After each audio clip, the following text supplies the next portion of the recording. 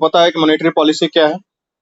Monetary policy reserve Bank of India बनाती है। वो किस लिए बनाती है कि ताकि क्या कहते हैं जो मार्केट में एक तो पैसे को स्टेबिलिटी बना रहे, बैलेंस। किस चीज का प्राइस स्टेबिलिटी बना रहे, और क्या कहते हैं आपका जो ग्रोथ है वो भी ठीक ठाक होते रहे।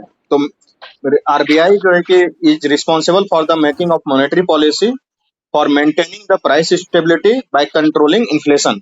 This is the monetary policy. ठीक है, maintaining the price stability by controlling inflation is known as monetary policy. ये 2015 में मॉनेटरी पॉलिसी कमेटी के तहत जो है कि इसके लिए बाकायदे रूल्स बनाया गया था। आपको पता है कि मॉनेटरी पॉलिसी कमेटी में 6 मेंबर्स होते हैं, 3 मेंबर सरकार की तरफ से और 3 मेंबर आरबीआई की तरफ से होते हैं। मॉनेटरी पॉलिसी का जो कोरम होता है, मॉनेटरी पॉलिसी कमेटी का जो कोरम होता है वो 4 लोगों का कोरम होता है। मॉनेटरी पॉलिसी कमेटी में डिसीजन लेने के लिए कम से कम जो है कि 4 लोग एक साथ बैठेंगे, तभी जो है कि वो डिसीजन ले सकते हैं। तो मॉनेटरी पॉलिसी कमेटी के बारे में बताया था कि आरबीआई गवर्नर के पास जो है कि एक्स्ट्रा कास्टिंग बोर्ड की फैसिलिटी रहती है, क्योंकि 3-3 6 मेंबर है। तो 3 मेंबर तो सरकार की तरफ से, कोई सरकार अपने इकोनॉमिस्ट को भेजेगा, लेकिन 3 मेंबर जो है कि वो आरबीआई की तरफ से ही रहता है। तो अगर 3-3 6 मेंबर हो गया तो अगर बोर्ड का विभाजन होगा कैसे, तो आरबीआई गवर्नर के पास अपने बोर्ड के अलावा क्या रहता है, एक अलग से कास्टिंग बोर्ड की उनके पास जो है कि वीटो बोर्ड की पावर उनके पास रहती है। तो आरबीआई जो मॉनेटरी पॉलिसी कमेटी होती है उसमें आरबीआई के गवर्नर रहते हैं, और साथ के साथ जो है कि 2 लोग आरबीआई से और रहते हैं। वो डिप्टी गवर्नर हो सकते हैं या कोई और भी हो सकते हैं। आपको पता है कि आरबीआई में 1 गवर्नर है और 4 जो है कि अभी डिप्टी गवर्नर भी है। ठीक है, तो ये मैंने बताया था मॉनेटरी पॉलिसी कमेटी के बारे में, आपको चर्चा किया था। उसके बाद मैंने ये भी बताया था, म्यूट कर लेंगे प्लीज। उसके बाद मैंने बताया था एक्सपेंशनरी मॉनेटरी पॉलिसी और क्या कहते हैं कॉन्ट्रैक्टरी मॉनेटरी पॉलिसी, यानी कि विस्तारवादी मॉनेटरी पॉलिसी क्या है और संकुचनवादी मॉनेटरी पॉलिसी क्या है।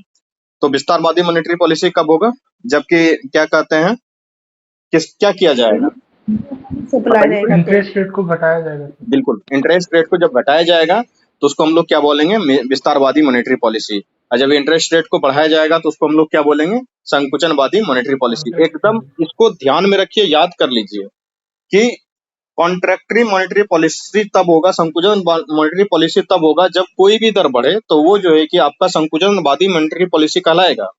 चाहे बढ़े सीआरआर, एसएलआर बढ़े, एमएसएफ बढ़े, एसडीएफ बढ़े, रेपो बढ़े, रिवर्स रेपो बढ़े, कोई भी पॉलिसी रेट बढ़ा, इसका मतलब कि वो जो मॉनेटरी पॉलिसी बन रहा है वो संकुचनवादी मॉनेटरी पॉलिसी है, कॉन्ट्रैक्टरी मॉनेटरी पॉलिसी है। ठीक है, और कोई भी रेट घटे तो उसको क्या बोलेंगे, वो एक्सपोनेंशियल मॉनेटरी पॉलिसी है, यानी विस्तारवादी मॉनेटरी पॉलिसी है। कोई भी रेट मतलब एकदम टिप पे याद कर लें कि सीआरआर बढ़े, एसएलआर बढ़े, एमएसएफ बढ़े, एसडीएफ बढ़े, रेपो बढ़े, रिवर्स रेपो बढ़े, तो क्या होगा, वो संकुचनवादी मॉनेटरी पॉलिसी होगा, कॉन्ट्रैक्टरी मॉनेटरी पॉलिसी कहलाएगा। ठीक है, और कोई भी दर घटे, चाहे सीआरआर घटे, एसएलआर घटे, एमएसएफ घटे, एसडीएफ घटे, रेपो घटे या रिवर्स रेपो घटे, तो उसको क्या बोलेंगे हम लोग, एक्सपेंशनरी मॉनेटरी पॉलिसी बोलेंगे, विस्तारवादी मॉनेटरी पॉलिसी। यानी कि नोट करके इसको लिख लीजिए कि कोई भी दर बढ़े तो संकुचनवादी होगा, कोई भी दर बढ़े तो संकुचनवादी होगा, और कोई भी दर घटे तो विस्तारवादी मॉनेटरी पॉलिसी होगा। जिनको नहीं कृपया करके वेट कीजिएगा, अभी फिर से समझाएंगे रेपो क्या होता है, एसडीआर क्या होता है, एसएलआर क्या होता है, एमएसएफ क्या होता है, एसडीएफ क्या होता है। ठीक है, अभी मैं बताऊंगा आगे। ठीक है, तो इसको लिख लेंगे कि कोई भी दर बढ़े तो संकुचनवादी और कोई भी दर घटे तो विस्तारवादी होगा। ठीक है, एक एक लाइन में सबको समझने का प्रयास कीजिए। रेपो रेट क्या है, जब बैंक कर्जा लेता है आरबीआई से सिक्योरिटी दे करके, उसको बोलते हैं repo rate. Reverse repo rate क्या है, जब आरबीआई कर्जा ले रहा है बैंकों से सिक्योरिटी दे करके, तो बोलने मानेंगे उसको रिवर्स रेपो रेट। फिर बैंक रेट क्या है, बैंक रेट भी सेम है, जब कोई कॉमर्शियल बैंक आरबीआई से कर्जा लेता है लॉन्ग टर्म के लिए, बिना किसी गारंटी के, बिना किसी सिक्योरिटी के, तो उसको क्या बोलते हैं, बैंक रेट बोलते हैं। बैंक रेट होता है लंबे समय के लिए, लंबे समय का अवधि का मतलब होता है 1 वर्ष के आसपास का। 1 वर्ष के आसपास बैंकिंग के लिए बहुत बड़ा टर्म हो जाता है। ठीक है, तो हमने बताया था कि जो रेपो रेट है वो आपका कम दिनों के लिए काम करता है। कैसे, तो वो जो है कि या तो ओवरनाइट काम कर सकता है, 7 दिन के लिए काम कर सकता है, 14 दिन का उसका विंडो होता है। ये जो है कि आपका लॉन्ग शॉर्ट टर्म के लिए है, और जो बैंक रेट है वो लॉन्ग टर्म के लिए, लॉन्ग टर्म में मतलब एक लगभग 1 साल के लिए है। मैंने एक चीज और भी बताया था कल, लॉन्ग टर्म रेपो ऑपरेशंस। ये लॉन्ग टर्म रेपो ऑपरेशंस 1 से 3 वर्षों के लिए होता है। लॉन्ग टर्म रेपो ऑपरेशन में भी जो कमर्शियल बैंक्स हैं जैसे एचडीएफसी हैं, एसबीआई हैं, ये आरबीआई से पैसा उधार ही लेता है। ठीक है, आपको इस चीज को समझिए बैंक रेट में भी पैसा कौन उधार ले रहा है? कमर्शियल बैंक यानी एचडीएफसी उधार ले रहा है आरबीआई से। उसके बाद फिर क्या कहते हैं, रेपो रेट में भी पैसा कौन उधार ले रहा है? तो एचडीएफसी उधार ले रहा है किससे? आरबीआई से। अंतर है सब में। रेपो रेट पे अगर पैसा उधार ले रहा है एचडीएफसी आरबीआई से तो वहां सिक्योरिटी जमा करेगा। अगर बैंक रेट पे उधार ले रहा है तो वहां सिक्योरिटी जमा करने की आवश्यकता नहीं होती है। मार्जिनल स्टैंडिंग फैसिलिटी जो होता है इसमें भी एचडीएफसी आरबीआई से उधार ही लेता है, लेकिन इसमें रेपो रेट से थोड़ा सा ज्यादा इंटरेस्ट रेट उसको देना पड़ता है। ठीक है। रिवर्स रेपो रेट क्या है? रिवर्स रेपो रेट है जब आरबीआई कर्जा लेता है कमर्शियल बैंक से, यानी कि आरबीआई कर्जा लेगा एचडीएफसी से, आरबीआई कर्ज लेगा किससे कहते हैं? एसबीआई से। ठीक है। ये कर्ज लेने की आवश्यकता बैंकों को, आरबीआई को होती नहीं है। ये क्यों कर्ज लेता है इसको मैं समझाऊंगा आगे चल के, कि पैसा अगर मार्केट से सक करना हो तो इसलिए वो जो है कि कर्ज लेकर के उसको आरबीआई अपने पास मार्केट से मनी को सक कर लेती है, लिक्विडिटी को सक कर लेती है। तो रिवर्स रेपो रेट क्या है? जब आरबीआई कर्जा ले रहा है कमर्शियल बैंक से सिक्योरिटी दे करके तो उसको क्या बोला जाता है? Reverse repo rate. Reverse repo rate के एकदम सिमिलर चीज है। क्या है? SDF, standing deposit facility. जब आरबीआई बैंकों से कर्जा लेता है, जब आरबीआई बैंकों से कर्जा लेता है बिना किसी सिक्योरिटी दिए, उसको क्या बोलेंगे? एसडीएफ। ठीक है। तो इस तरीके से हम लोग लिक्विडिटी एडजस्टमेंट फैसिलिटी के तहत बहुत सारा चीज पढ़े थे। उम्मीद है कि बहुत लोगों को ये बात ऊपर ऊपर से जा रही होगी, तो कृपया करके बने रहेंगे। मैं एक एक करके चीजों को समझाऊंगा अभी, तो और भी चीजें क्लियर होंगी। ठीक है। उसके बाद हम लोगों ने पॉलिसी टूल्स के बारे में भी पढ़ा था। एक क्वांटिटेटिव टूल होता है और एक क्वालिटेटिव टूल होता है। क्वांटिटेटिव टूल मतलब कि मात्रात्मक टूल्स, जब किसी मात्रा में चीजों को कंट्रोल किया जाए, कि परसेंटेज रेट घटा के बढ़ा करके। फिर हम लोगों ने क्वालिटेटिव टूल्स के बारे में पढ़ा था, मतलब गुणात्मक टूल्स, जब किसी खास दिशा में ऋण देने के लिए बैंक निर्देश देता है, किसी खास दिशा में ऋण को डाइवर्ट करने के लिए कहता है, तो उसको हम लोग क्या बोलते हैं? क्वालिटेटिव टूल बोलते हैं। और जब परसेंटेज डिक्रीज इंक्रीज करा करके बैंक अपना जो है कि क्या कहते हैं मॉनेटरी पॉलिसी को कंट्रोल करने का प्रयास करे, उसको हम लोग क्या बोलेंगे? क्वांटिटेटिव टूल बोलेंगे। क्वांटिटेटिव टूल के अंतर्गत हम लोगों ने पढ़ा था लिक्विडिटी एडजस्टमेंट फैसिलिटी। स्क्रीन पे आपको दिख रहा होगा। लिक्विडिटी एडजस्टमेंट फैसिलिटी यही था कि जब कमर्शियल बैंक के पास पैसा जो है कि ज्यादा हो जाए तो वो जो है कि पार्क कर सके, कहाँ पे? तो वो जो है कि आरबीआई में जाकर के उस पैसे को पार्क कर सके, रख सके। और जब जो है कि क्या कहते हैं बैंकों को पैसे की आवश्यकता हो, लिक्विडिटी की आवश्यकता हो, तो वो जो है कि अवील कर सके liquidity from the RBI at the time of deficit. जब उसको पैसे की कमी हो तो आरबीआई जो है कि पैसे किससे ला सके? कमर्शियल बैंक पैसा ला सके आरबीआई से। तो इसी को हम लोग बोलते हैं लिक्विडिटी एडजस्टमेंट फैसिलिटी। ये मैंने कल अच्छे से इसको पढ़ाया था और समझाया भी था। इसी लिक्विडिटी एडजस्टमेंट फैसिलिटी के तहत दो चीज हम लोगों ने कल बताया था, एक रेपो रेट और एक रिवर्स रेपो रेट। ठीक है। रेपो रेट में क्या होगा? कौन लोन लेगा किससे? बैंक लोन लेगा आरबीआई से। रिवर्स रेपो रेट में क्या होगा? आरबीआई लोन लेगा RBI एचडीएफसी से। ठीक है। इसको हमने पढ़ा था। उसके बाद हम लोगों ने कल पढ़ा था ओपन मार्केट ऑपरेशन के बारे में। ओपन मार्केट ऑपरेशन के बारे में बताया था मैंने कि buying and selling of the bond issued by central government in the open market. ठीक है। तो ये ओपन मार्केट ऑपरेशन इसलिए किया जाता है कि जब मनी सप्लाई को बढ़ाना होता है या मनी सप्लाई को कम करना होता है, तो आरबीआई क्या करती है? या तो बॉन्ड खरीदती है या बेच देती है। जब मान लीजिए मार्केट में मनी सप्लाई को इंक्रीज करना होगा इकोनॉमी में, तो क्या करेगी? आरबीआई गवर्नमेंट बॉन्ड्स को खरीद करके मनी सप्लाई मार्केट में बढ़ा देगी। इसको समझिए कैसे। मान लीजिए कि एचडीएफसी के पास एक गवर्नमेंट बॉन्ड पड़ा हुआ है 50 लाख करोड़ रुपए का। ठीक है। और आरबीआई चाहती है कि मार्केट में मनी सप्लाई बढ़े, तो आरबीआई एचडीएफसी को बोलेगा वो जो गवर्नमेंट बॉन्ड आपके पास 50 लाख करोड़ रुपए का रखा हुआ है, वो कागज का टुकड़ा, वो हमको दे दीजिए, उसके बदले हम आपको जो है कि 50 लाख करोड़ रुपए दे देते हैं। मार्केट में एकाएक कितने पैसा आ जाएगा? लिक्विडिटी बहुत बढ़ जाएगा मार्केट में। लिक्विडिटी बढ़ने का मतलब है पैसा का बढ़ जाना मार्केट में। बस इसी बात को समझिए। तो जब देखिए, जब आरबीआई चाहेगी कि क्या कहते हैं मार्केट में पैसा बढ़ना चाहिए, तो क्या करेगा? गवर्नमेंट बॉन्ड को वो क्या करेगा? बाय कर लेगा, खरीद लेगा। खरीद लेगा। हाँ। और जब आरबीआई चाहे कि मार्केट में जो है कि मनी सप्लाई घटना चाहिए, तो आरबीआई क्या करेगा? गवर्नमेंट बॉन्ड को सेल कर देगा। कैसे? मान लीजिए कि एचडीएफसी के पास बहुत सारा पैसा आ गया है, बहुत सारा कैश इसके पास पड़ा हुआ है, मार्केट में महंगाई बढ़ते जा रहा है कैश के कारण। तो आरबीआई क्या करेगा? एचडीएफसी को बोलेगा कि ये गवर्नमेंट बॉन्ड ये ले लीजिए हमसे, और ये 50 लाख करोड़ रुपया जो है आपके पास रखा हुआ हमको दे दीजिए। तब एचडीएफसी के पास जो 2 ट्रक भर के पैसा पड़ा हुआ, तो वो पैसा कहाँ चला गया? आरबीआई के पास चला गया। तो मार्केट में पैसे की कमी हो जाएगी इससे। ठीक है। तो यही है ओपन मार्केट ऑपरेशन। इसको मैंने कल डिटेल में पढ़ाया था, आज थोड़ा थोड़ा मैं समझा दे रहा हूँ। इस पे कुछ पूछ सकते हैं क्या थोड़ा सा? Okay, thank you. ठीक है। तो हम लोगों ने कल पढ़ा था कि ओवरनाइट ओपन मार्केट ऑपरेशन। तो ये ओवरनाइट क्या होता है कि बहुत कम समय के लिए किया जाता है। फिर जो है कि रेपो ओपन मार्केट ऑपरेशन, तो ये रीपरचेज, रेपो का मतलब ये होता है रीपरचेज एग्रीमेंट। अगर रीपरचेज एग्रीमेंट किया गया है तो उसको क्या बोलेंगे, रेपो। और रिवर्स रीपरचेज एग्रीमेंट अगर कर लिया गया है तो वो जो कहलाएगा रिवर्स रेपो रेट, उसी उसी को बोलते ही है। ठीक है, तो इसमें भी सेम चीजें होता है कि या तो गवर्नमेंट सिक्योरिटी दे करके कुछ पैसा ले लिया जाएगा, या गवर्नमेंट सिक्योरिटी हटा करके कुछ पैसा निकाला जाएगा। मैंने बताया था ना रेपो रेट क्या है, जब आरबीआई से कर्जा ले एचडीएफसी गवर्नमेंट सिक्योरिटी दे करके। ठीक है, तो ये रेपो का ऑपरेशन है। रिवर्स रेपो का ऑपरेशन क्या है, जब आरबीआई कर्जा ले रहा है एचडीएफसी से सिक्योरिटीज को दे करके, तो वो रीपरचेज एग्रीमेंट है, उसके पास एक सिक्योरिटी रखा हुआ है।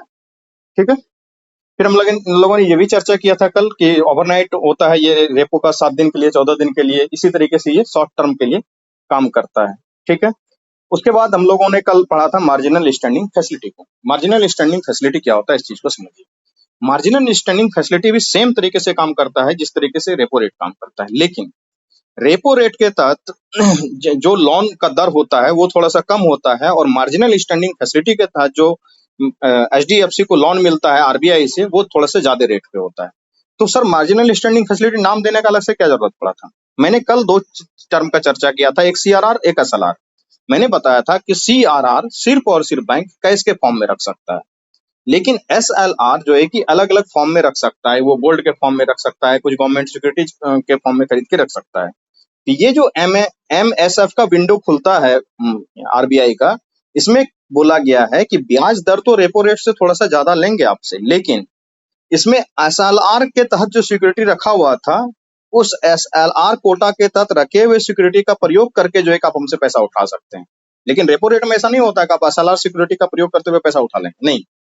यहाँ मार्जिनल स्टैंडिंग फैसिलिटी में होता है कि एसएलआर सिक्योरिटी का प्रयोग करते हुए लोन लेने लिया जा सकता है, एसएलआर सिक्योरिटी फैसिलिटी का यूज कर सकते हैं। वो कितना, तो मैंने कल बताया था कि NDTL net demand and time liability के हिसाब से एसएलआर का सीआरआर एसएलआर कैलकुलेट होता है। तो जो एनटीडीएल है net demand and time liability, उसका 2% यूज किया जा सकता है एमएसएफ कोटा के तहत लोन उठाने के लिए।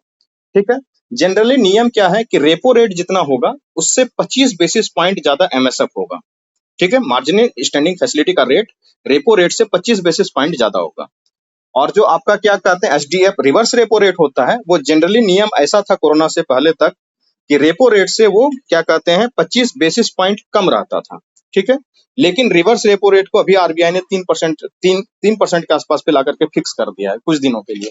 ये हमेशा बदलते रहता है, आपको पता है कि हर जो है कि वो 3 महीने में आपका आ जाता है, ये डाटा चेंज होते रहता है। पॉलिसी रेट चेंज होते रहता है। इसलिए ये मतलब कि मैं एक सिर्फ जनरली बात बता पा रहा हूँ इस पे। अभी का कुछ हो सकता है अलग होगा। आप अभी आरबीआई के वेबसाइट को खोलेंगे, उस पर पहला ही टर्म दिखेगा पॉलिसी रेट, उसको जब खोलेंगे तो वहाँ पे दिख जाएगा। क्लास के बाद जाइएगा आरबीआई का वेबसाइट खोलिएगा, रिजर्व बैंक ऑफ इंडिया, उसमें जो है कि पहला ऑप्शन दिखेगा पॉलिसी रेट का, उसको खोलिएगा, वहाँ पे सारी चीज दिख जाएगा अभी करंट में क्या है। तो एग्जाम देने से पहले जाकर के उस समय चेक कर लेना है और जाके एग्जाम दे देना है, क्योंकि हो सकता है एग्जाम आते आते उनका फिर टाइम पर जाए, वो फिर चेंज कर दे पॉलिसी रेट को। तो ध्यान ये रखना है कि रेपो रेट से 25 बेसिस पॉइंट जो है कि ज्यादा होता है एमएसएफ रेट, और 25 बेसिस पॉइंट कम होता था रिवर्स रेपो रेट। अभी क्या किया है उन्होंने, रिवर्स रेपो रेट को फिक्स कर दिया, लेकिन 25 बेसिस पॉइंट कम कर दिया है स्टैंडिंग डिपॉजिट फैसिलिटी को। मैंने स्टैंडिंग डिपॉजिट फैसिलिटी के बारे में बताया कि जब आरबीआई बैंकों से कर्जा ले, कॉमर्शियल बैंक से कर्जा लेगा लेकिन बिना किसी सिक्योरिटी के, तो उसको क्या बोलेंगे, स्टैंडिंग डिपॉजिट फैसिलिटी बोलेंगे। ये बेसिस पॉइंट का क्या मतलब होता है, अगर 100 बेसिस पॉइंट होगा तो उसको 1% माना जाता है, अगर 200 बेसिस पॉइंट होगा तो उसको 2% माना जाता है। मैंने क्या बताया कि 25 बेसिस पॉइंट ज्यादा होगा, यानी कितना परसेंट होगा, तो 0.25%। तो सर ये बेसिस पॉइंट में क्यों बात करते हैं, ये इनका बैंकिंग का तरीका है बेसिस पॉइंट में बात करने का, क्योंकि 0.25% बोलना या उनका जो अपना कमर्शियल तरीके से बोलने में अंतर होता है कि 25 बेसिस पॉइंट का बढ़ावा देने का मतलब बढ़ाने का मतलब है कि 0.25% बढ़ाया गया। अगर 50 बेसिस पॉइंट कोई चीज को बढ़ा दिया जा रहा है पॉलिसी रेट में, अगर 50 बेसिस पॉइंट का चेंज किया गया, इसका मतलब है कि 0.50% जो है कि वो बढ़ाया गया। अगर 100 बेसिस पॉइंट से कोई चीजों को बढ़ाया गया, तो आप मान लीजिए कि रेपो रेट 4% पे था एग्जाम्पल के लिए, और 100 बेसिस पॉइंट उसमें इंक्रीज करा गया, यानी कि 1% उसमें ऐड कर दिया गया। ठीक है, तो इसी को बोलते हैं हम लोग बेसिस पॉइंट। ये बोलने का इनका इकोनॉमिक्स का अपना इनका टर्मिनोलॉजी है। आई थिंक कुछ कुछ चीजें यहाँ तक समझ में आई होंगी, नहीं समझ में आए तो कल का क्लास देखिएगा। लॉन्ग टर्म रेपो ऑपरेशन के बारे में मैंने चर्चा किया था। लॉन्ग टर्म रेपो ऑपरेशन क्या है कि चूंकि देखिए दो चीजें हैं, बैंक रेट भी है तो वो लगभग 1 साल के लिए होता है, और क्या कहते हैं जो रेपो रेट होता है वो तो और भी 7 दिन 14 दिन 2 महीना 3 महीना इसी तरीके के लिए होता है, ठीक है, या ओवरनाइट के लिए भी कई बार होता है, पैसे की आवश्यकता पड़ती है तो लॉन्ग टर्म रेपो ऑपरेशन इसलिए लाया गया है कि ये जो है कि आरबीआई मनी को लेंड करेगा कमर्शियल बैंक में 1 to 3 years at the current repo rate, 1 से 3 साल के लिए लैंड करे, कुछ लंबे समय के लिए लोन दिया जाए बैंकों को, इसलिए इसको बोला जाता है लॉन्ग टर्म रेपो ऑपरेशन। उसके बाद हम लोगों ने कल ये भी जानने का प्रयास किया था कि रिजर्व रेशियो, तो हम लोगों ने दो तरीके के रिजर्व रेशियो को समझा था, एक कैश रिजर्व रेशियो और एक इंस्टीट्यूटिव लिक्विडिटी रेशियो SLR, CRR और SLR, ठीक है। तो ये CRR SLR क्या होता है इस चीज को समझें, तो दोनों ही जो है कि रखा जाता है किसके अंदर, तो maintained by the reserve Bank of India act 1934। आपको पता है कि रिजर्व बैंक की स्थापना 1935 में हुई है, इसी reserve Bank of India act 1934 के तहत हुई है। हिंटल यंग कमीशन बना था, उसी के जो है कि क्या कहते हैं रिकमेंडेशन पे रिजर्व बैंक ऑफ इंडिया बना था। और रिजर्व बैंक ऑफ इंडिया बहुत ही शानदार सरकार की संस्था है, काफी पैसे कमा करके देती है रिजर्व बैंक ऑफ इंडिया सरकार को, बहुत पैसे कमाती है और बिल्कुल ही प्रॉफिट में हमेशा चलते रहती है, ठीक है। ये सरकार का बैंक है, ये बैंकों का भी बैंक है, पूरे बैंकिंग रेगुलेशंस के लिए रिजर्व बैंक ऑफ इंडिया ही भारत में जिम्मेदार है और बहुत अच्छी बॉडी है, बहुत अच्छी संस्था है, वर्ल्ड लेवल पे भी इसका बहुत अच्छा रिपोर्टेशन है। क्यों? क्योंकि इसके कानून जो बने हुए हैं बहुत शानदार बने हुए हैं। आप समझिए कि यंग हिंटन साहब ने उस समय जो है कि बनाया था जो रूल्स, वो कितने अच्छे बना के वो गए हुए हैं, ठीक है। तो आपको पता है कि रिजर्व बैंक ऑफ इंडिया जो है कि 1935 में आया था हमारे सामने और इसका नेशनलाइजेशन हो गया था बाद में। उस समय तो जो है कि 5 करोड़ का इसका कैपिटल वैल्यू था और कुछ यूरोपियंस के हाथ में ही था क्योंकि देश उसमें गुलाम था। बाद में इनका नेशनलाइजेशन हुआ, उसके बाद फिर जो है कि इसमें 1949 में बैंकिंग रेगुलेशन एक्ट आया। इसलिए हम लोग जब बैंकिंग चैप्टर पढ़ेंगे उसमें हर बार जो है कि बैंकिंग रेगुलेशन एक्ट 1949 का जिक्र आएगा। उस समय बैंकिंग रेगुलेशन एक्ट जब आरबीआई को दिया गया तो उस समय से आरबीआई बहुत मजबूत होकर के उभरा है, ठीक है। तो ये लेकिन ये जो CRR और SLR रखा जाता है ये मेंशन किया जाता है reserve Bank of India act 1934 के तहत। आपको मैंने कल भी बताया था कि जो CRR है वो हमेशा जो है कि सिर्फ और सिर्फ कैश के फॉर्म में मेंशन किया जाता है। CRR पे किसी भी तरीके का जो है कि वो इंटरेस्ट उनको नहीं मिल सकता है, लेकिन SLR को क्या किया जा सकता है कि या तो कैश के फॉर्म में या गोल्ड के फॉर्म में या किसी अदर गवर्नमेंट सिक्योरिटीज के फॉर्म में भी उसको मेंशन किया जा सकता है। वो कौन से गवर्नमेंट सिक्योरिटीज होगी वो आरबीआई के द्वारा अप्रूव्ड रहता है कि हाँ इस गवर्नमेंट सिक्योरिटी को ही सिर्फ जो है कि आप SLR के फॉर्म में रख सकते हैं अपने पास। तो अगर क्या कहते हैं गोल्ड रखा हुआ है या गवर्नमेंट सिक्योरिटी रखा हुआ है SLR के रूप में, तो आप समझ ही सकते हैं उस पर कुछ ना कुछ इंटरेस्ट तो आता ही होगा। इसलिए CRR पे तो कोई मतलब कि इंटरेस्ट नहीं मिलता, क्योंकि अगर आपके घर में पैसा ऐसे ही पड़ा हुआ रहेगा तो कोई इंटरेस्ट मिलने वाला नहीं है। लेकिन अगर उस पैसे का आपने जो है कि गोल्ड में इन्वेस्ट कर दिया है या कोई सिक्योरिटी में इन्वेस्ट कर दिया है तो कुछ ना कुछ इंटरेस्ट, कुछ ना कुछ प्रॉफिट तो हो ही जाता है, ठीक है। इसलिए SLR में इंटरेस्ट होता है, इंटरेस्ट अर्न किया जा सकता है, लेकिन CRR पे किसी भी तरीके का इंटरेस्ट अर्न नहीं किया जा सकता है। हमने ये भी बताया था कि ये हेल्प करता है CRR किसमें, क्योंकि रेगुलेट करता है लिक्विडिटी को इंडियन इकोनॉमी में, कि मार्केट में हमेशा पैसा बना रहे, इस बात का इंश्योरिटी देता है CRR। CRR रखने की आवश्यकता इसलिए भी बैंकों को पड़ती है, मैंने कल इस चीज का जिक्र किया था कि बैंक रन एक टर्म होता है, और बैंक रन क्या होता है कि जब मान लीजिए कि कोई अफवाह फैल जाए, अचानक से कस्टमर आ जाए HDFC बैंक में, HDFC बैंक डूबने वाला है, सब कस्टमर परेशान हो जाए कि हमको मेरा पैसा वापस दो, हमको मेरा पैसा वापस दो। तो बैंकों के पास सारे कस्टमर का पैसा तो हमेशा रहता नहीं है, क्योंकि बैंक आपसे पैसा लेते हैं, वो फाइनेंशियल इंटरमीडियरीज के तरह काम करते हैं, वो फिर पैसा किसी और को लोन पे देते हैं, अडानी को दे, अंबानी को दे, चाहे किसी को भी दे, लोन पे वो देते हैं। तो आपका जो जमा किया हुआ डिपॉजिट है पैसा बैंक में, वो बैंक के पास नहीं रहता है, वो बैंक किसी को लोन में दिया हुआ रहता है, और आप सब अचानक से मिलके उसके पास पहुंच जाएंगे कि नहीं मुझे मेरे पैसे वापस चाहिए, तो वो कहाँ से दे पाएंगे। तो तत्कालिक रूप से कुछ इतने पैसे तो बैंक में हमेशा होने चाहिए, ताकि कुछ लोग अगर जाएं उनके पास तो एटलीस्ट कुछ ना कुछ पैसा उसको दिया जाए। तो इसी सिचुएशन से बचने के लिए, या आम जिंदगी में भी सोचिए, मान लीजिए कि बैंक के पास 100 करोड़ रुपया जमा हुआ और वो 100 करोड़ में से 99 करोड़ रुपया, 100 के 100 करोड़ रुपया किसी को दे दिया, क्या कहते हैं, लोन में। तो आप जाएंगे कि हमको कल बिजली का बिल भरना है, हमको पैसा दीजिए, मेरी माँ का तबीयत खराब है, हमको पैसा दीजिए, तो बैंक पैसा कहाँ से दे पाएगा आपको। कुछ ना कुछ पैसा तो उसको रखना पड़ेगा। तो वही मैंने बताया था, लगभग 3 से 4% के आसपास वो पैसा हमेशा कैश में ही रखा हुआ रहता है। अगर 100 करोड़ रुपया है तो उसमें 4 करोड़ रुपया तो उसका कैश में जमा हुआ है। 20 करोड़ रुपया के आसपास 18 से 20% के आसपास SLR होता है। 18 से 20 करोड़ रुपया के आसपास जो है कि या तो गोल्ड के फॉर्म में या किसी और सिक्योरिटीज के फॉर्म में उसके पास रहता है कि 4 करोड़ रुपया है। अगर आप मांगने के लिए जाएंगे तो उसमें से कुछ लाख, 2 लाख, 4 लाख, 5 लाख रुपया निकाल के आपको दे देगा, आपका जितना जिस हिसाब से बैंक में जमा होगा। अगर उससे भी काम नहीं चलेगा बैंक का, अफवाह फैल गई है, तो वो 18-20% जो कैश के फॉर्म में, गोल्ड के फॉर्म में, सिक्योरिटीज के फॉर्म में रखा हुआ है, गोल्ड तुरंत मार्केट में बिक जाता है, तो उसको बेच करके आपको पैसा निकाल के दे देगा। ठीक है, तब तक कोई बैंकिंग में रूल लाया जाएगा, अफवाह को शांत किया जाएगा। तो बैंक रन से बचने के लिए इन सब चीजों की व्यवस्था करना बहुत जरूरी है। और दूसरा ये भी है कि लिक्विडिटी मार्केट में बना रहे, इस बात का भी ये द्योतक है कि सीआरआर को रखना बहुत जरूरी है। उसके बाद हम लोगों ने बताया था कि एसएलआर को इसलिए रखना, देखिए सीआरआर को रखा जाता है लिक्विडिटी को लाने के लिए, और जो है कि एसएलआर को भी रखा जाता है, ये क्रेडिट फैसिलिटी इकोनॉमी में हमेशा देते रहे, इसके लिए, क्योंकि बैंक के पास पैसा रहेगा तभी तो कुछ छोटे छोटे कस्टमर को भी लोन दिया जाएगा। और अचानक से अगर किसी एक बड़े कस्टमर को लोन दे दिया गया तो छोटे कस्टमर को लोन कहाँ से मिलेगा? तो क्रेडिट फैसिलिटी अवेलेबल करवाने के लिए भी इन सब चीजों का मेंशन करना जरूरी है। और ये कैलकुलेट होता है एनडीटीएल पे, net time and net demand and time liabilities के हिसाब से जो है कि इसको कैलकुलेट किया जाता है। ये कैसे कैलकुलेशन होता है? 14 दिन के हिसाब से उसकी बैंक में कितना पैसा आया गया उसके हिसाब से कैलकुलेट होता है। इसका पूरा डिटेल मैंने कल बताया था। अब हम लोग चलते हैं आगे। आगे हम लोगों ने किस चीज का जिक्र किया? मैंने बताया था कि RBI is responsible for maintaining the price stability by controlling inflation. RBI ही भारत में इस बात के लिए रिस्पॉन्सिबल है कि वो मेंशन करे प्राइस स्टेबिलिटी को, कि इन्फ्लेशन मार्केट में अचानक से नहीं बढ़ जाए, और कंट्रोलिंग द इन्फ्लेशन को, इस चीज को ध्यान में रखें। ठीक है, आरबीआई इसके लिए जिम्मेदार है। तो इसमें कैसे इन्फ्लेशन को कंट्रोल करेगा वो चीजों को देखिए, यहाँ पे लिखा हुआ है, इसमें लिखा हुआ है, if the inflation is too high, inflation अगर बहुत ज्यादा है तो आरबीआई क्या करेगी? RBI is likely to reduce the money supply. महंगाई बहुत ज्यादा है तो आरबीआई क्या करेगी? मार्केट से मनी सप्लाई को रिड्यूस करने का प्रयास करेगी। तो आरबीआई उस स्थिति में क्या करेगी? सेल्स द गवर्नमेंट सिक्योरिटी को सेल करेगी बैंकों को, और मार्केट में जो एक्सेस मनी सप्लाई है उसको क्या करेगा? सक कर लेगा। तो अगर लोगों के पास पैसा कम हो जाएगा लोगों के हाथ में, तो इन्फ्लेशन ऑब्वियस सी बात है ऑटोमेटिकली कंट्रोल होगा। ये चीजें हमने पहले भी जिक्र किया है। ठीक है, कुछ लोगों को ये चीजें समझ में नहीं आ रही होंगी।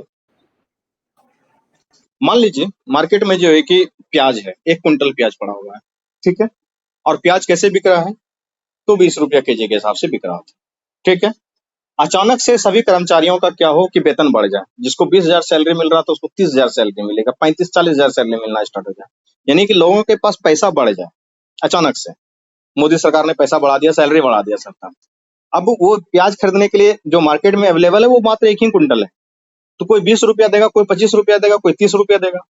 ठीक है, तो जिसके हाथ में पैसा आया है उसको तो वो तो प्याज खरीद लेगा, लेकिन जो गरीब व्यक्ति है 20 रुपया भी बड़ा मुश्किल से जुटा पा रहा था, क्या वो प्याज खरीद पाएगा? नहीं खरीद पाएगा। तो 2 ही तरीका है महंगाई को कंट्रोल करने का, समझिए। ये लोग इतने उतावले क्यों हो गए 30 रुपया किलो के हिसाब से प्याज खरीदने के लिए? क्यों? क्योंकि इसको पीछे से पैसा आ गया था इसके बैंक में। अगर सरकार इनके सैलरी को नहीं बढ़ाता तो क्या ये महंगा दर पे प्याज खरीदने के लिए तैयार हो पाता? नहीं, क्योंकि पैसे ही नहीं है। या दूसरा तरीका है महंगाई को कंट्रोल करने का कि 1 कुंटल प्याज था तो हो सकता है कि 30 रुपया किलो हो रहा है, चलो 1 कुंटल प्याज कहीं से पाकिस्तान से इंपोर्ट करके मार्केट में ला देते हैं। या तो मनी के सप्लाई को कम कीजिए या गुड्स के सप्लाई को मार्केट में बढ़ाइए।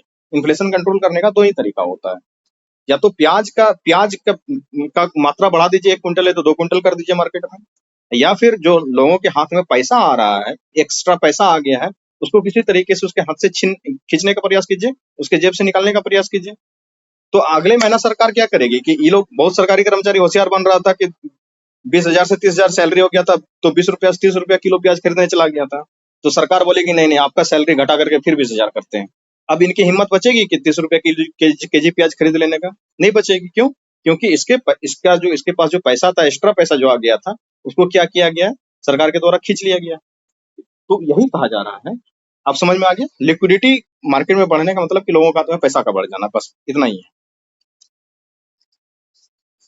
ठीक है, तो देखिए अब यही चीज कह रहा है कि इन्फ्लेशन यदि ज्यादा है तो आरबीआई क्या करेगी? आरबीआई जो है कि गवर्नमेंट सिक्योरिटी को सेल करेगी, जिससे क्या होगा कि एक्सेस मनी जो मार्केट में है, मनी सप्लाई, उसको खींच लिया जाएगा मार्केट से। ठीक है, ये आपको ऑब्जेक्टिव में बना बना करके पूछा जाता है कि अगर इन्फ्लेशन बढ़ गया है तो क्या करना चाहिए? सिक्योरिटी को सेल करना चाहिए या सिक्योरिटी को बाय करना चाहिए? तो क्या बोलेंगे? आरबीआई के सिक्योरिटी को सेल करना चाहिए। सेल करेगा, एचडीएफसी बैंक के पास से जो पैसा पड़ा हुआ है वो ले लेगा। ठीक है, अब कहता है कि यदि रूपी रेपिडली डेप्रिसिएट करे, इट्स बिकम चीप। रूपी का डिप्रिसिएशन का मतलब क्या होता है कि डॉलर के मुकाबले रुपये का मूल्य और गिरते चले जाना, उसको बोलते हैं रूपी का डिप्रिसिएट होना या रुपये का सस्ता होना। इकोनॉमी का एक नियम है, जो चीज ज्यादा मात्रा में अवेलेबल होगा उसका वैल्यू कम, और जो चीज कम मात्रा में अवेलेबल होगा उसका वैल्यू ज्यादा। सिंपल सा नियम है, एकदम बिल्कुल साफ। अगर रुपये डिप्रिशिएट कर रहा है तो क्या हो रहा है, रुपया ज्यादा हो रहा है मार्केट में, ठीक है, और डॉलर महंगा हो रहा है। क्यों? क्योंकि डॉलर का सप्लाई कम हो रहा है मार्केट में। तो इस स्थिति में आरबीआई क्या करेगी कि रुपये का वैल्यू बढ़ाने के लिए आरबीआई जो है कि डॉलर का सप्लाई बढ़ा देगी। आरबीआई डॉलर का सप्लाई कैसे बढ़ा सकती है कि उसके रिजर्व में डॉलर पड़ा हुआ रहता है, तो आरबीआई मार्केट में डॉलर दे देगी, बाहर निकाल देगी। वो निकालने का तरीका है बहुत सारा, जो है कि वो उसके पास विंडो रहता है, वहां से पैसा जो है कि दे दिया जाता है निकालने के लिए। वो बैंकिंग में जब पढ़ेंगे समझेंगे कैसे कैसे उसके पास कौन कौन सा मैकेनिज्म काम करता है। आपको यहाँ पे यही समझना है कि रुपये अगर रेपिडली डिप्रिशिएट कर रहा है, रुपये का अवमूल्यन हो रहा है, रुपया सस्ता हो रहा है, इसका वैल्यू कम हो रहा है और डॉलर महंगा होते जा रहा है, तो क्या करना है, डॉलर के सप्लाई को मार्केट में बढ़ा देना है। तो डॉलर के सप्लाई को कैसे बढ़ाया जाएगा, तो मार्केट में जो है करके डॉलर को सेल कर दिया जाएगा। ठीक है, ये कैसे किया जाता है इसको समझाएंगे आगे, अगले चैप्टर में ये आएगा। अब एक चीज है, ये आपको क्या कहते हैं, बहुत ही चर्चा में हमेशा न्यूज में रहता है, अगर आप द हिंदू वगैरह इंडियन एक्सप्रेस पढ़ते हैं, कि यदि interest rate in the USA और यूरोप, अगर अमेरिका और यूरोप के बाजारों में इंटरेस्ट रेट कम हो जाता है तो डिमांड जो है कि रुपये का बढ़ जाता है। क्यों? मान लीजिए कि अमेरिका में किसी व्यक्ति ने जो है कि अमेरिकन बैंक में पैसा रखा था, वहां पे इसको इंटरेस्ट रेट 4% का मिल रहा था, ठीक है, तो 100 रुपया रखा था, महीने के अंत में 104 रुपया उसका हो जाता था। एक एग्जाम्पल ले रहे हैं, महीने के अंत में होता नहीं, सालाना होता है ऐसा, ठीक है। तो 100 रुपया किसी अमेरिकन ने रखा था, उसको जो है कि अमेरिकन बैंक में उसको वहां पे महीने का लास्ट में जो है कि 104 रुपया मिल जाता था, 4% का इंटरेस्ट रेट था। तो उसके मजे मजे थे कि चलो 100 का 104 हो ही जा रहा है, काम ही खत्म है, अच्छा रिटर्न आ ही रहा है। अब मान लो कि अमेरिका का बैंक ऑफ अमेरिका क्या करे कि इंटरेस्ट रेट को घटा करके 1.5% या 2% पे कर दे, तो उसको मजा आएगा अमेरिका में डॉलर रखने में? नहीं मजा आएगा कि यार 100 डॉलर रख रहे हैं, 102 ही रुपया बन पा रहा है, घर भी नहीं चल पा रहा है। तो वो क्या करेगा कि चलो इंडिया के मार्केट में चलते हैं, वहां जाके इन्वेस्ट करते हैं, वहां इन्वेस्ट करेंगे तो 106 रुपया बनेगा मेरा। तो वो डॉलर लेकर के सब लोग आएंगे इंडिया कि ये लीजिए डॉलर, करेंगे इन्वेस्ट। लेकिन इंडिया में डॉलर तो इन्वेस्ट नहीं होगा, इंडिया में रुपया इन्वेस्ट होगा। वो कैसे होगा, इस चीज को समझ, यदि इंटरेस्ट रेट यूएसए में, यूरोप में घट जाए तो रुपये का डिमांड अचानक से बढ़ जाएगा। कैसे बढ़ जाएगा, इस चीज को समझिए कि हर अमेरिकन आएगा भारत में डॉलर लेकर के एकदम बैग भर भर के, कि हमको जो है कि डॉलर के बदले रुपया चेंज करके दीजिए, और हम जो है कि इन्वेस्ट करेंगे फ्लिपकार्ट में, रिलायंस में, अडानी में, अंबानी में इन्वेस्ट करेंगे, इसके अलग अलग कंपनियों में लगाएंगे। तो वो डॉलर लेकर के आए हुए हैं, बॉर्डर पे खड़े हैं। तो अब यहाँ से सरकार क्या करेगी, सेंट्रल बैंक क्या करेगी कि उसके इन्वेस्टमेंट को अट्रैक्ट करने के लिए क्या कर देगा, तो डॉलर देगा और रुपया लेगा। तो देखिए यहाँ पे लिखा होगा कि this halt the appreciation of the rupee by RBI is likely to buy dollar, increase it deficit and demands. तो जो उसका क्या कहते हैं डॉलर वो दे रहा है, जो मार्केट में अमेरिकन लोग डॉलर पे लेके आके बॉर्डर पे खड़े हैं, उनके सारे डॉलर को आरबीआई खरीद लेगा। आरबीआई खरीद के उसके हाथ में जो है कि रुपया दे देगा, और वो रुपया अमेरिकन को जैसे ही मिलेगा, वो फ्लिपकार्ट में, चाहे अडानी के कंपनी में या रिलायंस में, जिसमें मर्जी वो इन्वेस्ट कर दे। तो ये होता है जब अमेरिकन, किसी भी अमेरिकन सेंट्रल बैंक का, यूरोपियन बैंक में हमेशा से ये देखने को मिलता है कि जब वहां पे उसका इंटरेस्ट रेट घटता है तो इंडिया में एफडीआई और एफपीआई, फॉरेन डायरेक्ट इन्वेस्टमेंट और फॉरेन पोर्टफोलियो इन्वेस्टमेंट, हम भारत में बढ़ जाता है। अभी परसों तरसों न्यूज आया है कि अमेरिकन सेंट्रल बैंक ने क्या किया है, वहां इंटरेस्ट रेट बढ़ा दिया है। अब आपको सीधा सीधा देखने को मिलेगा कि यहाँ से जो मनी है इंडिया से, वो सारे अमेरिकन जिन्होंने कि जब इंटरेस्ट रेट घट गया था तो भारत में जाके आके इन्वेस्ट किया था, वो सारे लोग यहाँ से पैसा उठाएंगे और पैसा निकाल करके अमेरिका लेते जाते हैं।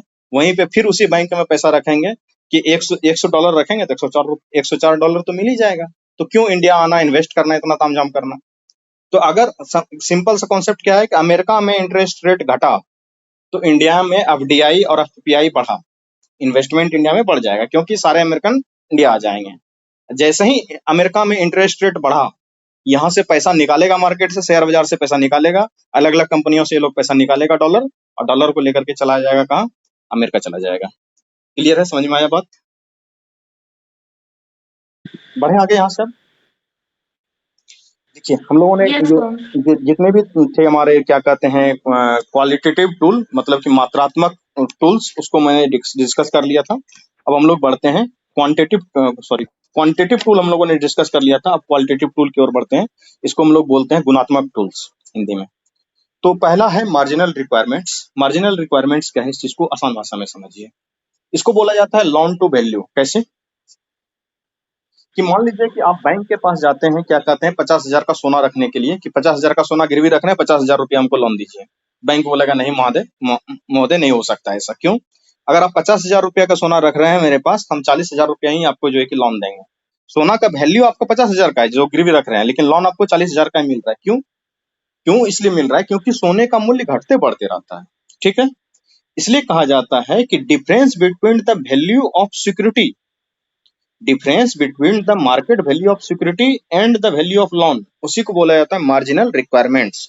यानी कि 50,000 रुपये के वैल्यू का आपने डिपॉजिट तो दे रहे हैं आप सोना, लेकिन 40,000 रुपये का ही लोन आपको मिल रहा है। 10,000 रुपये का क्या है, गैप है उसके बीच में। तो यही है मार्जिनल रिक्वायरमेंट कि लोन कितने का मिल रहा है और आप डिपॉजिट कितने का दे रहे हैं, इसके बीच में डिफरेंस है। मार्केट उसके मार्केट वैल्यू में कुछ ना कुछ डिफरेंस रखा जाता है, और डिफरेंस बैंक जानबूझ के रखती है, क्योंकि मान लीजिए आज सोने का प्राइस कुछ है, कल को कुछ हो गया, कम बेस होते रहता है ना।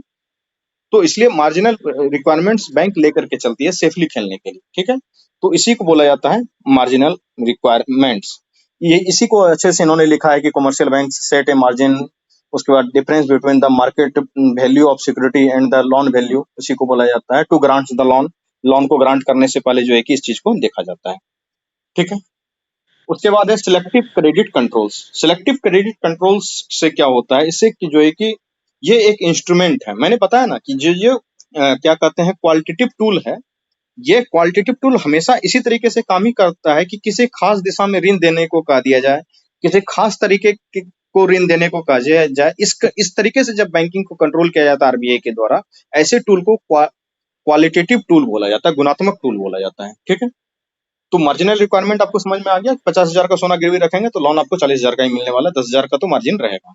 अब उसी सोने, सिर्फ सोना ही नहीं है, आप कोई घर मतलब कि कोई भी संपत्ति सिक्योरिटी गिरवी के रूप में जब रखेंगे, उसका मार्जिन वो बैंक हमेशा देखती है। मेरा इंटरव्यू टाइम हो गया क्या? अच्छा है 15 सर मिनट। ऐसा मतलब कोई भी बैंक करता है सर, या फिर आरबीआई सिर्फ करेगा ये? ये आरबीआई गाइडलाइन जारी करती है बाकायदे हर कमर्शियल बैंक के लिए कि इतना ये मार्जिनल वैल्यू इतना परसेंट होगा। ठीक है, सर 50। तो ये कितना लाख पे कोई फिक्स होगा ना, कितना लाख के बाद से मतलब ऐसा होगा? हाँ, ऐसा थोड़ी है जो 1 लाख करेगा उसके नहीं लिए भी यही अप्लाई उसके लिए 50,000? प्रायोरिटी सेक्टर लेंडिंग अभी पढ़ाएंगे। ठीक है, वो तो बड़े बड़े लोन के लिए ऐसा किया जाता है। प्रायोरिटी सेक्टर लेंडिंग में तो भाई कई बार बिना कोलेटरल के भी लोन दिए जाते हैं। ठीक है, अभी मैं आपको लिखा भी दूंगा कितना प्रायोरिटी सेक्टर लेंडिंग किसका है।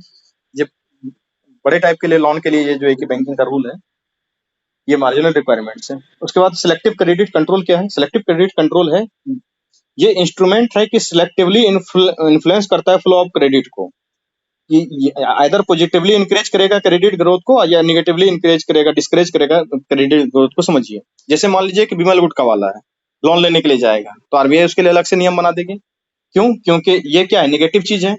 तो अगर कोई निगेटिव चीज है तो उसको रिस्ट्रिक्ट करना भी जरूरी है, अगर कोई पॉजिटिव चीज है तो उसको इंकरेज करना जरूरी है। तो लोन किसको मिले, पहले किसको मिले, इस बात का भी तो कंट्रोल किया जा सकता है ना। तो इसी को बोला जाता है सिलेक्टिव क्रेडिट कंट्रोल। एकदम शब्द से ही स्पष्ट है कि सिलेक्टिव क्रेडिट कंट्रोल, सिलेक्ट चुन चुन के जो है कि क्रेडिट दिया जा रहा है। क्रेडिट देना मतलब लोन देना होता है। ठीक है, तो उसी को जब आप पढ़ेंगे तो यहाँ पे देखिए कि this instrument selectively influence the flow of credit to specific sector either positively by increasing credit flow to the priority sector और negatively by the restricting credit to a particular sector. यानी कि विमल गुटका वाला लोन लेने के लिए जाएगा तो उसको हो सकता है बाद में लोन मिले, लेकिन अगर कोई एजुकेशनल लोन लेने के लिए जाएगा तो उसको हो सकता है पहले लोन मिले। ठीक है, तो इसको क्या बोलेंगे हम लोग? Selective credit control. मैं इतने आसान आसान भाषा में इसलिए इकोनॉमिक्स को समझाने का प्रयास कर रहा हूँ, बहुत लेमन लैंग्वेज का उदाहरण इसलिए देने का प्रयास कर रहा हूँ ताकि इकोनॉमिक्स की चीजें जो है कि आपके दिमाग में बैठे, याद रहे। अदरवाइज इतने डिफिकल्ट ये टर्म होते हैं, आसानी से याद नहीं होते हैं। ठीक है, उसके बाद मैंने कल भी इस चीज का जिक्र किया था, मोरल सुएशंस। मोरल सुएशंस क्या है कि इतनी अभी तक जो मैंने चीजें पढ़ाई उसमें हो सकता है कुछ बाइंडिंग होंगे, कुछ नॉन बाइंडिंग होंगे, कुछ किसी स्पेसिफिक बैंक के लिए बाइंडिंग होगा, किसी स्पेसिफिक के लिए कम बाइंडिंग होगा। लेकिन मोरल सुएशंस एक ऐसा चीज है कि ये टेक्निक जो है कि नॉन बाइंडिंग होता है, नॉन बाइंडिंग परसुएशंस होता है। मतलब कि आपको बहला फुसला देके आरबीआई एचडीएफसी को कहे कि आप थोड़ा सा एजुकेशन लोन ज्यादा दे दीजिए, देखिए इंजीनियरिंग का बच्चा पढ़ना चाह रहा है, मेडिकल का बच्चा, गरीब का बच्चा पढ़ना चाह रहा है, मतलब कोई आपको उसमें इंटरेस्ट में कोई चेंज नहीं करने के लिए कह रहा है कुछ, मतलब कि आरबीआई आपको कोई बेनिफिट नहीं दे रहा है, बस आपको क्या कहते हैं, होता है ना कि समाज के स्तर पे चीजों को मोरल परसुएशन किया जा रहा है, समझाया जा रहा है, बताया जा रहा है।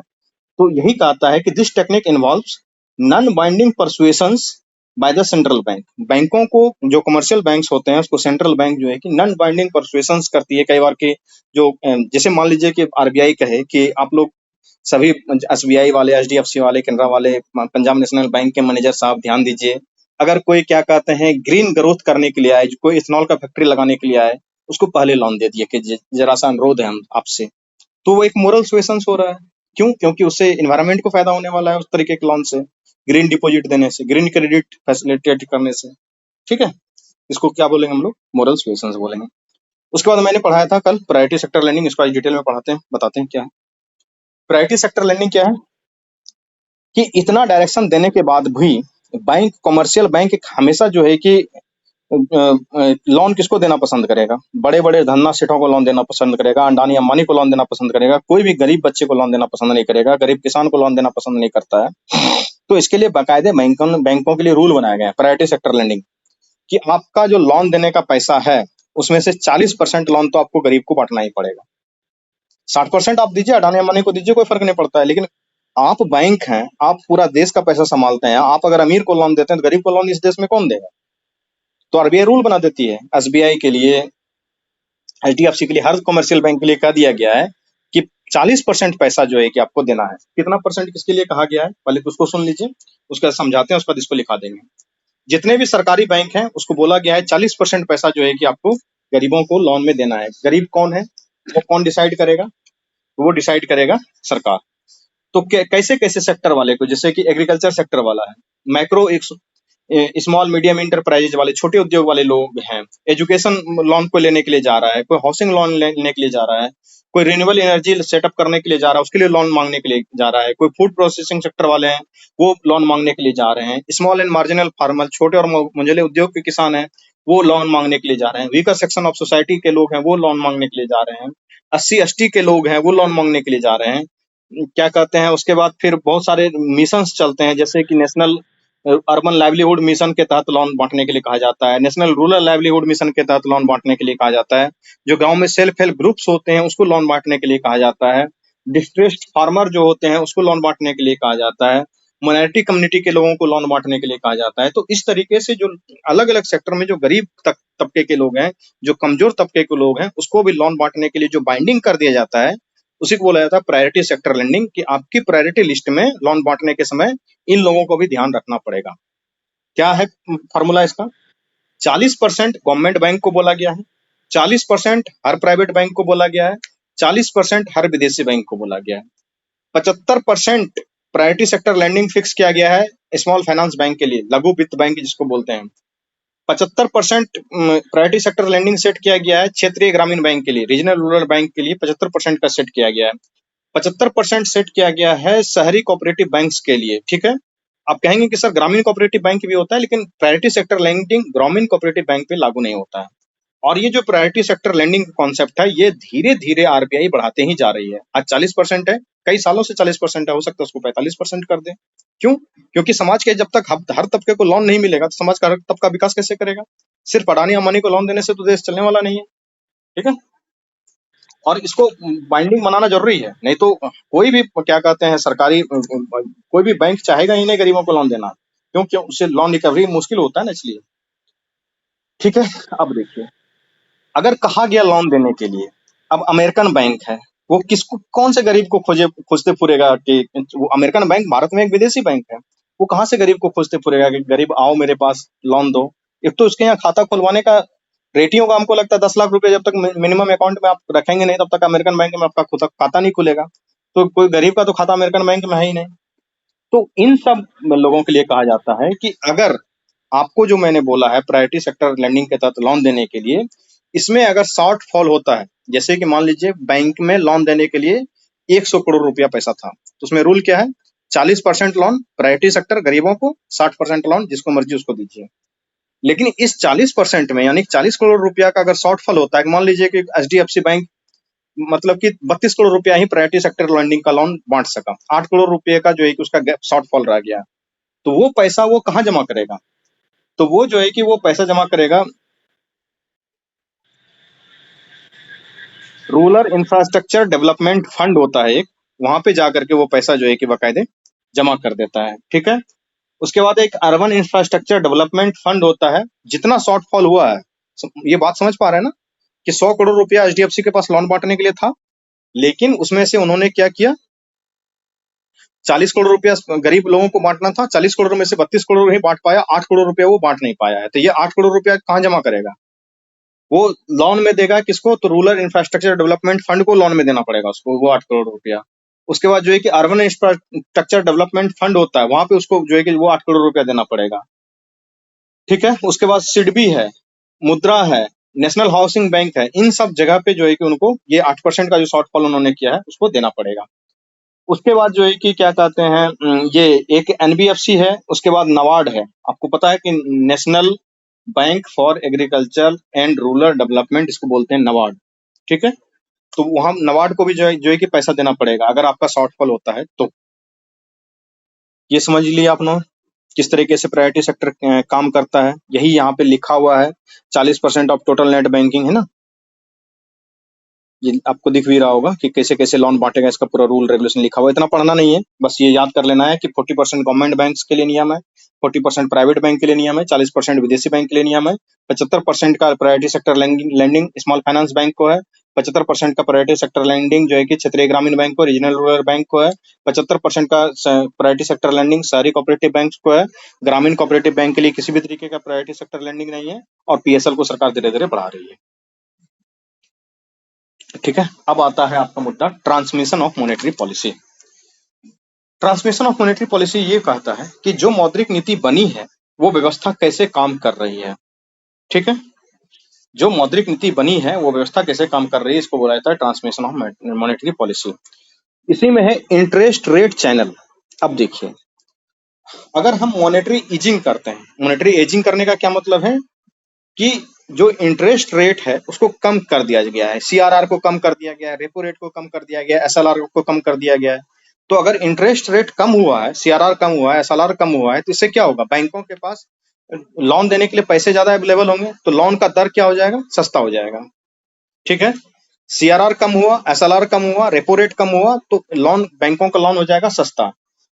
तो जो है कि क्या करते हैं, जब लोन सस्ता होगा तो lower the cost of capital हो जाएगा। क्यों, क्योंकि अंबानी साहब एक फैक्ट्री लगाना चाह रहे हैं, उसको वो लोन लेंगे जाकर के बैंक से, उसको 2% इंटरेस्ट रेट पे लोन मिल गया, एक नया सा जो है कि फैक्ट्री डाल देंगे अंबानी साहब, तो कैपिटल कॉस्ट क्या हो गया, उसका घट गया।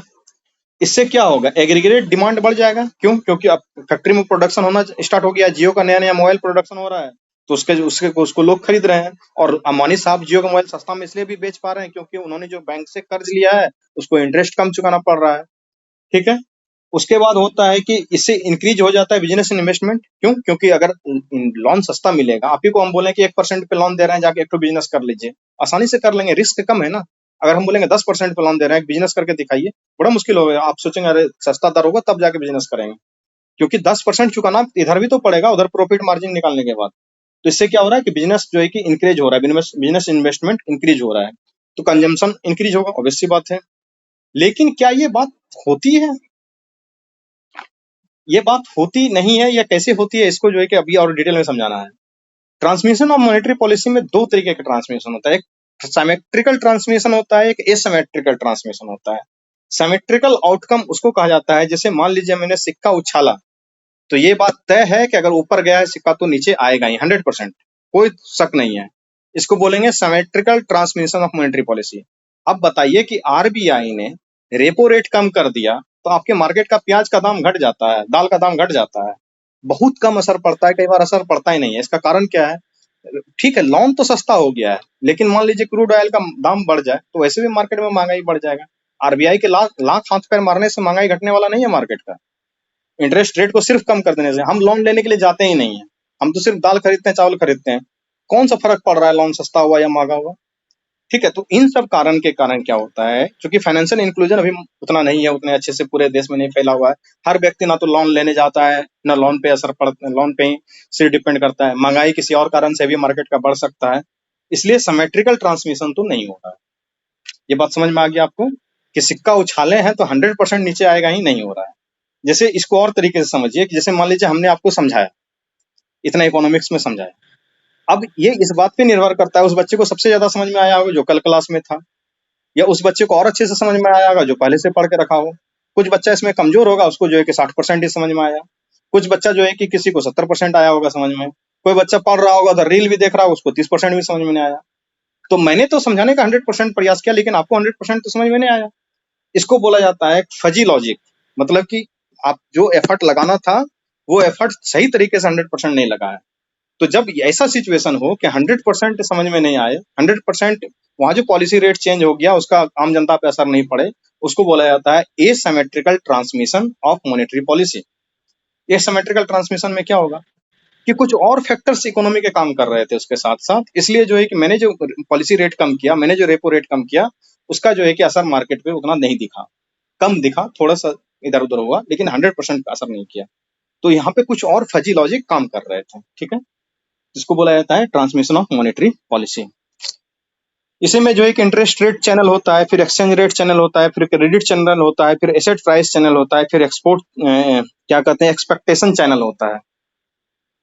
ठीक है, तो ये आप इसको कल पढ़ के आइएगा, क्योंकि जो मुझे जाना पड़ेगा ये क्या कहते हैं इंटरव्यू लेने के लिए।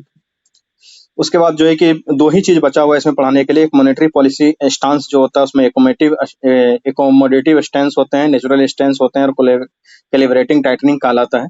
ये बहुत आसान है, मैं बता देता हूँ, अगर कोई पढ़ना चाहेंगे तो वो पढ़ सकते हैं। ठीक है, एकोमोडेटिव स्टैंस क्या होता है, इसमें जो है कि आरबीआई जो है कि हो सकता है अगले जब मॉनेटरी पॉलिसी का कमेटी बैठे तो वो पॉलिसी रेट को रिड्यूस कर सकता है। जैसे ही पॉलिसी रेट रिड्यूस होगा वैसे ही मार्केट में मनी सप्लाई इंक्रीज हो जाएगा। और ऐसा कब किया जाता है, एकोमोडेटिव स्टैंस लिया जाता है कब, जब जो है कि मार्केट में स्लो डाउन की स्थिति देखी जाती है। यहाँ पे लिखा हुआ भी है सेम बातें, इसको पढ़िएगा। उसके बाद नेचुरल स्टैंस क्या होता है कि इसमें हो सकता है आरबीआई या तो पॉलिसी रेट को बढ़ा दे या घटा दे। क्यों, ये होता है नॉर्मल कंडीशन में, नेचुरल कंडीशन में, जब इन्फ्लेशन रेट एकदम स्टेबल रहता है तभी जो है कि बढ़ाया जा सकता है या घटाया जा सकता है। कोलैबोरेटिव टाइटनिंग होता है, इसमें या तो आरबीआई जो पॉलिसी रेट है उसको अनचेंज्ड रखेगा या इंक्रीज करेगा, डिक्रीज करने का सवाल नहीं है क्योंकि मार्केट में इन्फ्लेशन बढ़ने वाला है। ठीक है, इसको कोलैबोरेटिव टाइटनिंग बोला जाता है। इसको फिर मैं कल समझाऊंगा। उसके बाद zero interest rate policy rate है, negative interest rate policy rate है। उसके बाद जो है कि ये चैप्टर बहुत ज्यादा कुछ इसमें है नहीं, ग्रॉस कैपिटल फॉर्मेशन है, चेक ट्रांसमिशन सिस्टम है, हॉकिस और डेविस है, बस ये खत्म हो जाएगा। ठीक है, जिसको पढ़ के आइएगा, 10 मिनट का कंटेंट बचा हुआ है, चैप्टर खत्म।